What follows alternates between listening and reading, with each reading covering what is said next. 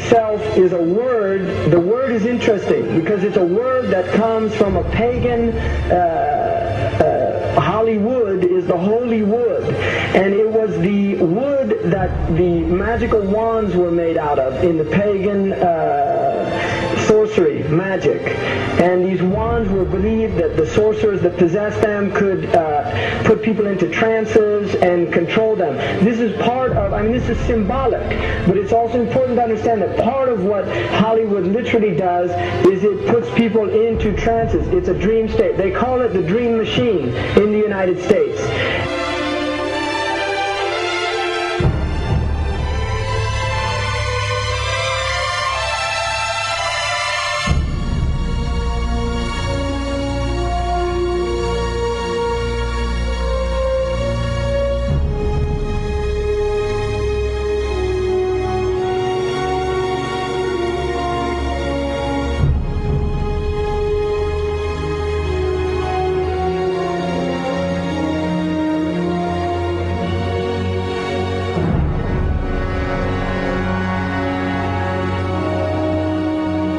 Creates fantasies for people. It puts people into these things. Now, one of the things is interesting that in the part of what's done in movie theaters, in darkened rooms where people watch television, is literally a trance state that occurs. What's called suspended state of disbelief. You enter into a state, you suspend your disbelief and enter into a state whereby you begin to believe what you internally realize is imagination.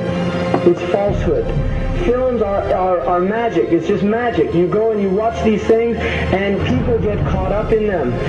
People cry during films, all this catharsis that takes place in these things.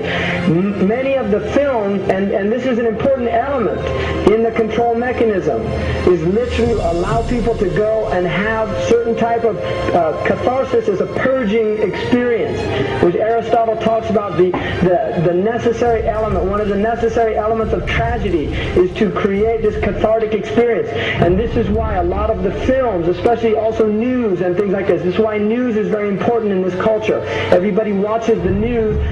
They have this tragic, cathartic experience of watching the tragedies of others and then feeling safe and complacent in their own experience of this suspended state of illusory well-being.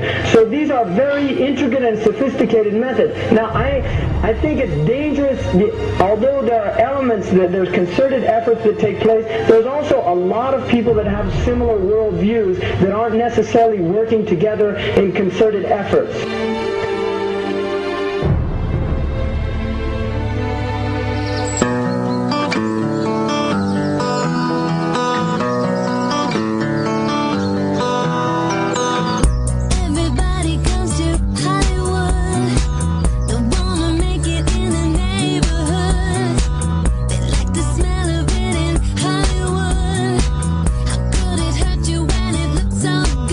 Shine your light now.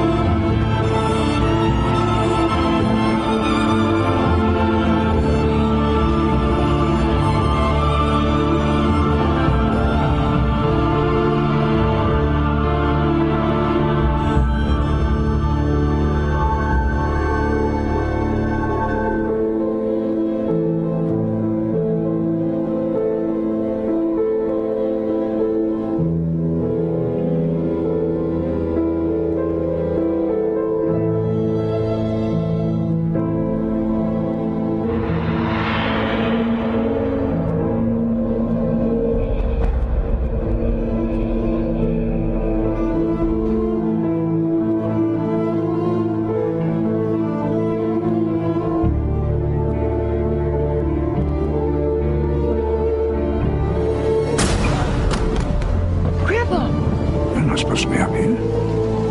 Looking at that? I just wanted to know. Well, you're old enough, I suppose. You should know the story. Okay, here we go. It was 1832. On a night much like this.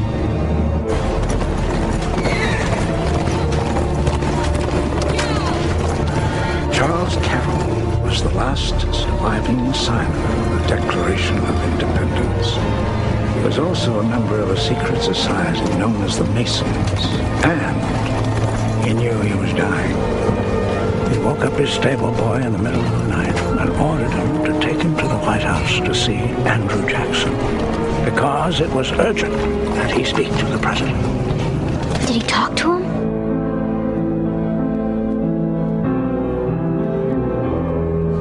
No, he never got the chance. The president wasn't there that night. But Charles Carroll had a secret. So he took into his confidence the one person he could. My grandfather's grandfather, Thomas Gates. What was the secret? A treasure. A treasure beyond all imagining.